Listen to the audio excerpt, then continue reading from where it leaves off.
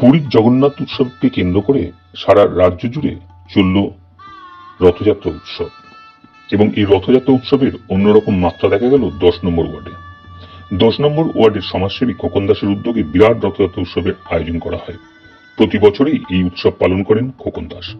তবে 2010-এর পর থেকে এই রকম রথযাত্রা উৎসব অন্যরকম মাত্রা পায় বলে জানালেন খোকন দাস। তার রথযাত্রায় ঘোড়ার গাড়ি, ডমরু, ছৌবাদ্য, নৃত্য থেকে শুরু করে কৃষ্ণ নাম, বাউলবাদ্য দেখার জন্য হাজার হাজার মানুষের জনসঙ্গম লক্ষ্য করা যায়। এই উৎসবের বিভিন্ন অংশ আমরা দেখাচ্ছি আমাদের ক্যামেরায়।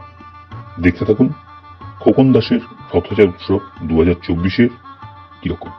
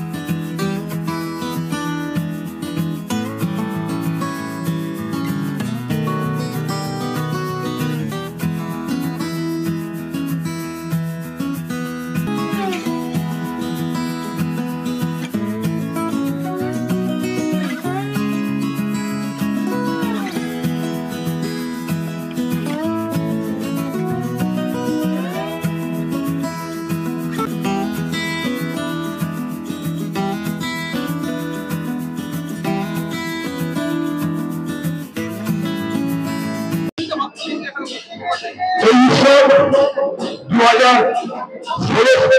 2010 সালে শুরু হয়েছিল। 2010 সালে শুরু হয়েছিল। এবছরে 16 বছরে আমাদের রথযাত্রা উৎসব করল। অশেষ পশ্চিমবঙ্গের প্রতিটি পরিবার থেকে এই রথযাত্রা উৎসবের জন্য অপেক্ষা করে। সেই অপেক্ষার আজকে আর কয়েক সেকেন্ড বাকি কাউন্টডাউন শেষ হয়ে রথযাত্রা শুরু হবে।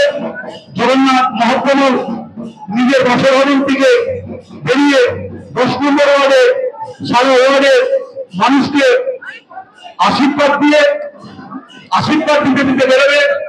সেই আশীর্বাদ নেবার জন্য সারিবদ্ধ রাস্তাতে মা দাদা বৌদি কাকু কাকিমা সবাই দাঁড়িয়ে আছে এই রথের তৈরি ধরবে বলে।